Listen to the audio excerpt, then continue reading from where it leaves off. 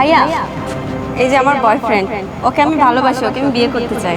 মিথিলা, তুই কি বললি? তুই ঝাড়ুদারকে ভালোবাসিস, তুই একে বিয়ে করতে চাস? ভাইয়া, তুমি কেন শুধু শুধু আপুকে মারছো? তোমার তো মারা উচিত এই ঝাড়ুদারকে। এই ঝাড়ুদার কি এমন জাদু করেছে যে আপু ওকে বিয়ে করতে চাচ্ছে? হ্যাঁ, তুই একদম ঠিক কথা বলেছিস।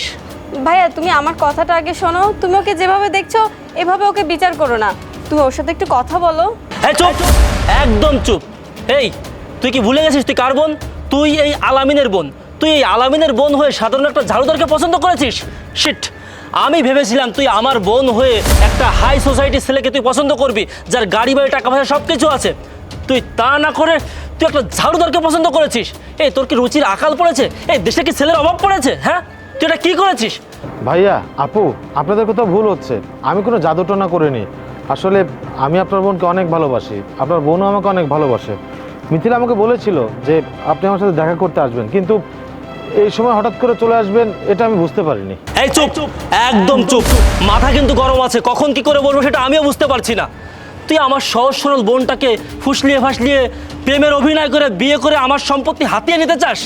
এই মিথিলা, তোর যদি এই ঝাড়ুদার সাথে বিয়ে হয় তাহলে এই সোসাইটিতে আমি কি করে মুখ দেখাবো? হ্যাঁ ভাইয়া, আপনি আমার কথাটা একবার শুনুন। এই ঝাড়ুদারের বাচ্চা, তোকে কথা বলতে নিষেধ করলাম না? ভাইয়া, আমরা এখানে দাঁড়িয়ে কেন শুধু শুধু আমাদের সময় নষ্ট করছি? চলো তো আপুকে নিয়ে। হ্যাঁ, তুই ঠিক কথা বলেছিস। এই মিথিলা, চল এখান থেকে। না ভাইয়া, আগে ওর কথাগুলো শোনো, তারপর এখান থেকে চলে যাব। মিথিলা, আমার কিন্তু একদম সহ্য হচ্ছে না। আর যদি একটা কথা বলিস না, এখানে পুঁতে ফেলবো। চল এখান থেকে। সামান্য ঝাড়ুদারকে পছন্দ করেছিস তুই? হ্যাঁ, তুই আমার বোন, তুই আমার বোন হয়ে আমার মান সম্মান নষ্ট করেছিস। চল।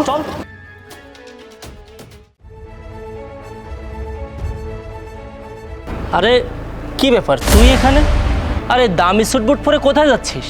আমার তো এখানেই থাকার কথা। এই কি বললি তুই? এখানে থাকার কথা মানে? তোর মাথা ঠিক আছে? আমি এখানে কেন কি করছি সেটা পরের ব্যাপার। তার আগে আপনারা বলেন, আপনারা এখানে কি করছেন? আরে আমরা এসেছি এখানে আমাদের জমির ব্যাপারে কথা বলার জন্য, কাগজপত্রগুলো দেখানোর জন্য। কিন্তু তুই এই সাজে কেন? আরে তোর তো ঝাড়ুদার কথা ছিল, তুই না সেদিন ঝাড়ু দিচ্ছিলি? ও আচ্ছা, তো আপনারা কার কাছে এসেছেন? আমরা কামরুল স্যারের কাছে এসেছি। ও আচ্ছা, হ্যাঁ আমি কামরুল। আপনারা আমার কাছে এসেছেন? তার মানে তুই না, আপনি কামরুল স্যার? তাহলে সেদিন আপনি কেন ঝাড়ু দিচ্ছিলেন? হ্যাঁ, সেদিন আমি ঝাড়ু দিচ্ছিলাম।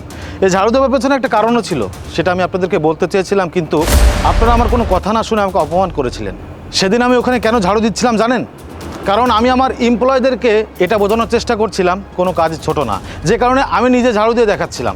ঠিক তখনই আপনারা এসে উপস্থিত হয়েছিলেন, আর আমার হাতে ঝাড়ু আর পরনে লুঙ্গি দেখে আমাকে জানা তাই বলে অপমান করেছিলেন। সেদিন শুধু আমি না, আপনার বোন মিথিলা আপনাকে অনেকবার বোঝানোর চেষ্টা করেছিল, কিন্তু আপনি তার কোনো কথা না শুনে উল্টো আমার সাথে অনেক খারাপ ব্যবহার করেছিলেন। আজকে না আমি খুব অবাক হচ্ছি আপনাদেরকে দেখে। সেদিন আমার পরনে লুঙ্গি ছিল, হাতে ঝাড়ু ছিল, তাই আমাকে জানাতে বলে অপমান করেছিলেন। আবার যখন এসে জানতে পারলেন যে আমি এই কোম্পানির মালিক বা এই প্রতিষ্ঠান আমার, আমি এখন স্যুটবুট পরে আছি, যে এখন আমাকে স্যার বলছেন, কি রুচি আপনাদের! আচ্ছা, আপনাকে একটা কথা জিজ্ঞাসা করি, এই যে সমাজে যারা নিচু শ্রেণীর কাজ করে, যেমন ভ্যানওয়ালা, রিক্সাওয়ালা, সুইপার, এরা কি মানুষ না? এরাই প্রকৃত মানুষ, কারণ এরাই আমাদের পরিবেশটাকে ভালো রাখে। আর এরা যদি এই ধরনের কাজ না করতো তাহলে আপনাদের মতো মানুষদের এসব ময়লা আবর্জনা পরিষ্কার করতে হতো।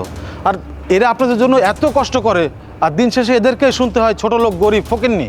বুঝতে পেরেছি ভাই, মানছি ওই দিন আমি আপনার সাথে খারাপ আচরণ করেছি, কিন্তু আপনি একটাবার ভেবে দেখুন তো, আপনার বোন যদি কোনো ঝাড়ুদারকে পছন্দ করতো তাহলে কি আপনি যাচাই বাছাই করতেন না? স্যার, সেদিনে যা কিছু হয়েছে আপনি সব ভুলে যান।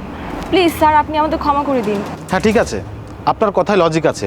আপনি যেহেতু বড় ভাই, আপনি অবশ্যই দেখতে পারেন যে আপনি কার সাথে আপনার বোনকে বিয়ে দিবেন, কিন্তু একটা মানুষকে কোনো কাজে নিষেধ করতে গেলেও একটা সম্মানের সহিত কথা বলতে হয়, কারণ প্রত্যেকটা মানুষের সম্মান আছে।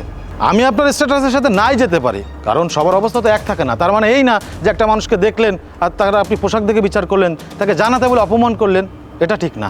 যাই হোক, অনেক কথা বলে ফেলেছি, আপনারা এখন আসতে পারেন। স্যার, আমাদের কাগজপত্রগুলো? আজকে আপনাদের ফাইল দেখবো না, অন্য একদিন আসবেন। আর হ্যাঁ, নেক্সট টাইম যেদিন আসবেন অবশ্যই নিজেদেরকে শুধরে নিয়ে আসবেন। আসি, ভালো থাকবেন।